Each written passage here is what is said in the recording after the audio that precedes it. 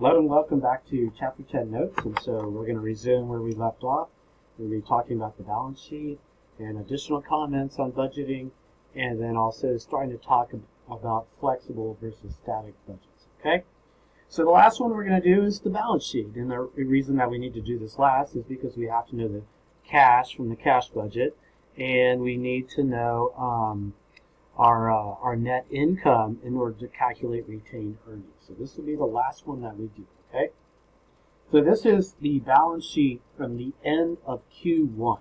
You can see of March 31st. It shows current assets, plant, property, and equipment, current liabilities, and we only have current liabilities, and then gets into our stockholders' equity, okay? And of course, there's balances, right? So now let's look at the next page. We're going to go through and calculate out or do our balance sheet for Q2, okay, which is ending June 30th, right? So our cash, so I'm just going to go ahead and start in. Our cash, I'm going to put down $43,000. I'm going to tell you where I got each one of these. This is from the cash budget. If you look back at the cash budget, it says our ending cash balance is $43,000. Our accounts receivable balance is $75,000. If you look back at the schedule of cash receipts, which was right after the sales budget. Remember when I asked you to calculate out the, in that one of those lecture videos, I said, what is the ending balance of accounts receivable for Q2? We went through and we calculated out it's $75,000.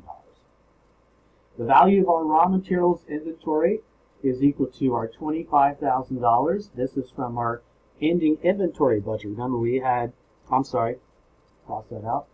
It's $4,600. I was thinking of my finished goods. $4,600. And the way we got this, and I'll write that out for you, okay?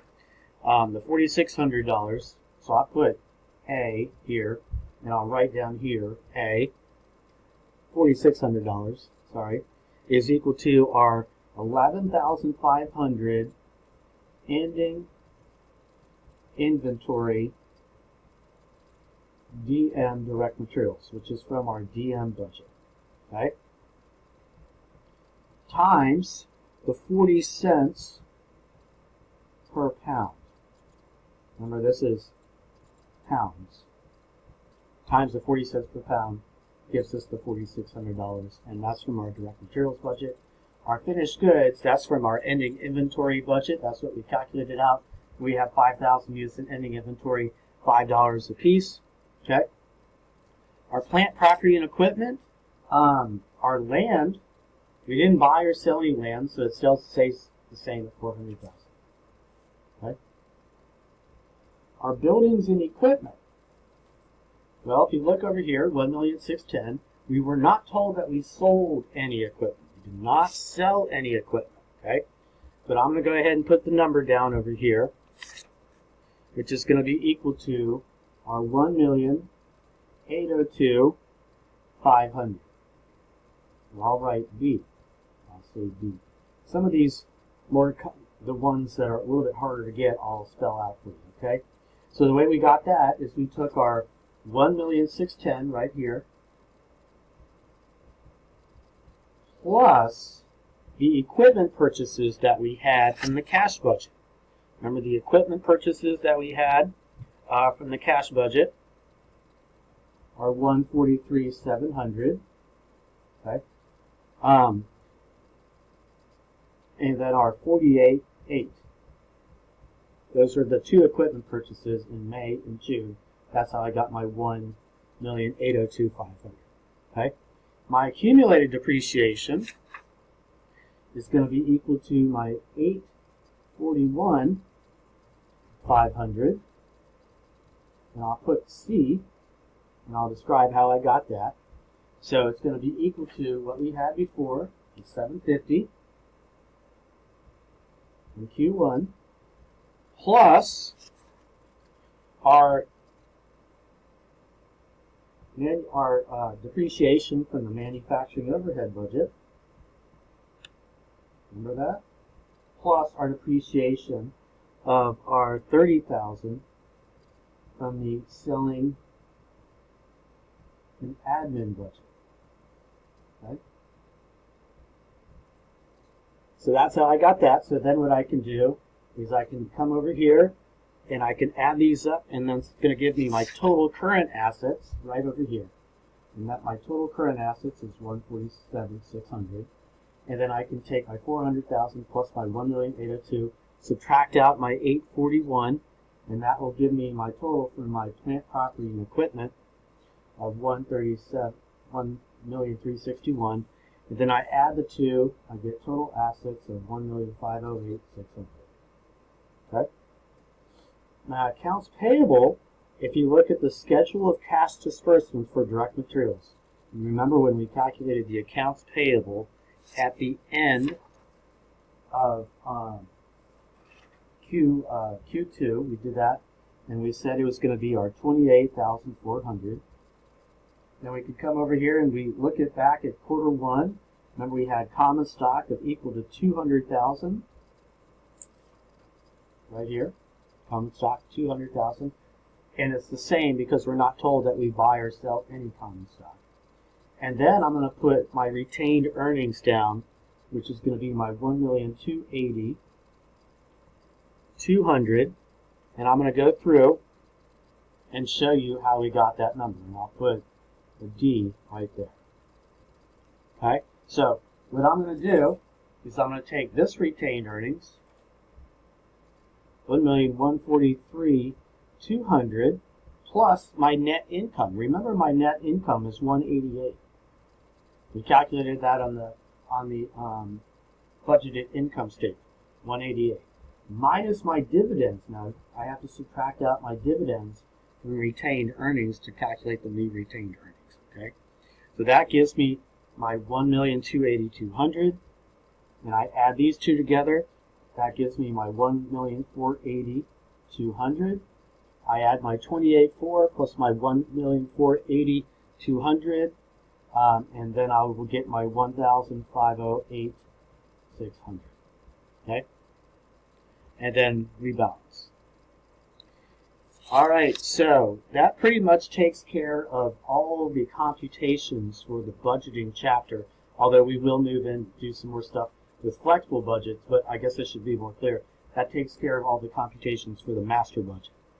So now let me make some additional comments on budgeting over here. Use of computers in the budgeting process. Yes, Excel is going to be used quite a bit. We used to use Excel all the time, and so you do have to be pretty good at Microsoft Excel when you go into accounting and finance, because that is what you're going to use it a lot. Okay, so we use it all the time for budgeting. This is one thing I did quite a bit of in my own professional career, which was comparing actual to budgeted and calculating out the difference, the variance, and then figuring out why did we have those variances. I spent a lot of time doing those computations. Okay, what I say over here, budget variance should be investigated when they're big. Okay, so we get back into management by exception. If you just have this 50-cent overhead, it may not be worth looking into. Okay, but if it's a big dollar amount, you want to know what happens. Okay. One of the things I also talk about here is management needs to be sure that the level of activity in the budget is equal to the actual level of activity. So if you had different volume levels, if you thought you were going to sell 50,000 units, but you ended up selling 60,000 units, and then you try to compare direct materials cost, direct materials cost will be higher for 60,000 units than 50,000 units. It could be because of poor cost control, but it also is because of volume. Direct materials cost is a variable cost. It will increase in total as you sell and produce more. So therefore, it's just going to be higher because of volume. It could also be higher because of poor cost control. But what we're going to do soon is we're going to talk about flexible budgets, where we want to hold volume constant, to then rule out volume as an explanation for budget variances. Okay? So that continues, that goes on to talk about over here with our flexible versus static budgets. So, the static budget, which would be known as a fixed budget, is going to be prepared for a single level of activity. It's not going to be adjusted for the actual level of production.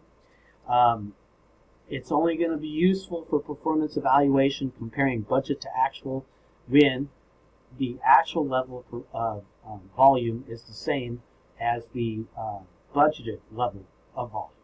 Okay? If unit sales, but on the other hand, if unit sales are higher than expected, we should expect variable costs to be higher because they're variable costs and they rise with the level of activity. Okay? So one way to get around this issue is to use flexible budgets.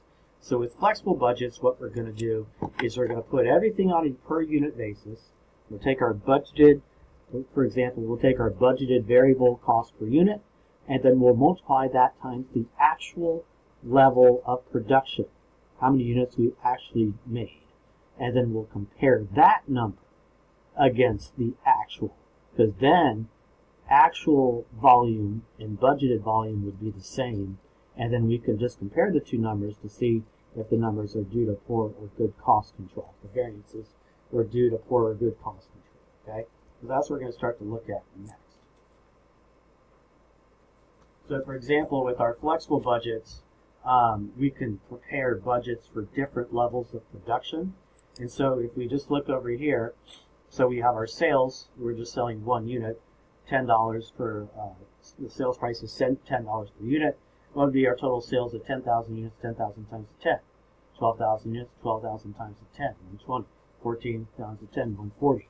Okay, and then we can look at our variable costs. We can put that on the unit basis, $4.80 per unit, times the 10,000, 48,000, times the 12,000, 57.6, and then so on. So the 14,000. Our contribution margin will also remain the same per unit. Multiply that times the 10,000, or just subtract it to get it down.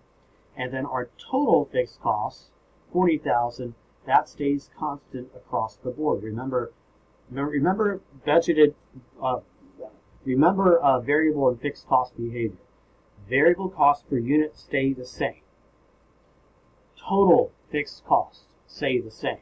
So what I'm doing, right, is that I'm assuming that variable cost per unit will stay the same at 10,000 units, 12,000 units, and 14,000 units. So to get total variable costs, I just multiply it times the level of production. And then I'm assuming that total fixed costs will also stay the same. So it stays the same at 10,000 units. Okay? And then what we have are flexible budget performance reports. And this is what I was talking about earlier.